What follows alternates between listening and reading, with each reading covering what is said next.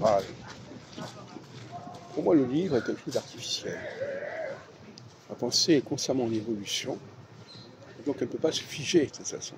J'ai essayé à certaines époques sur des livres, comme dans les années 2015, etc.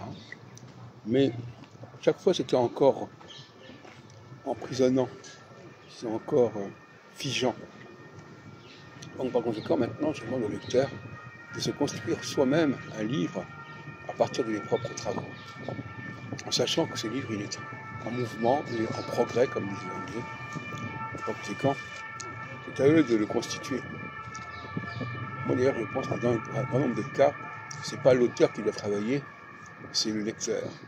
Le lecteur, il est beaucoup mieux placé que l'auteur pour aborder globalement une œuvre. L'auteur, il ne va pas être prisonnier de son œuvre, il ne va pas être comptable de son œuvre non plus. Donc finalement, je crois que c'est préférable que quelqu'un s'occupe de publier mes travaux à sa façon, sous sa responsabilité, et que ce ne soit pas l'auteur qui en soit comptable. Parce que l'auteur, lui, il avance, il progresse, il se remet en question. Je ne regrette pas d'avoir publié ce que j'ai publié, mais pour moi, ce que j'ai publié ne fait sens que à condition de le compléter par ce que j'ai mis en ligne par la suite. Par conséquent, vouloir dire, voilà, j'ai publié en 76 tel ouvrage, et puis voilà, non.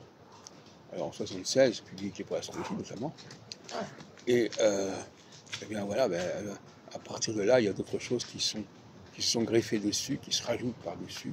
Il y a une nouvelle édition qui est parue en 93, etc., etc. Et par conséquent, le livre, pour moi, ce n'est pas la référence. L'auteur doit continuer à publier.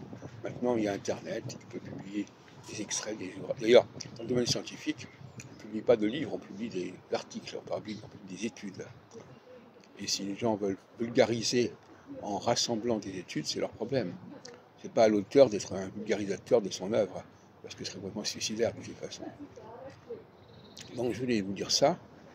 Je veux dire qu'effectivement, je me sens très libre quand je n'ai pas un livre à clôturer, à clore, ce qui me paraît quelque chose complètement artificiel. Je mets en ligne constamment tous les jours des choses, aujourd'hui comme hier, etc. Et aux gens de se débrouiller avec ça. C'est pas à moi de faire le travail d'élagage, de synthèse, qui est toujours quelque chose de tout à fait artificiel, superficiel et éphémère.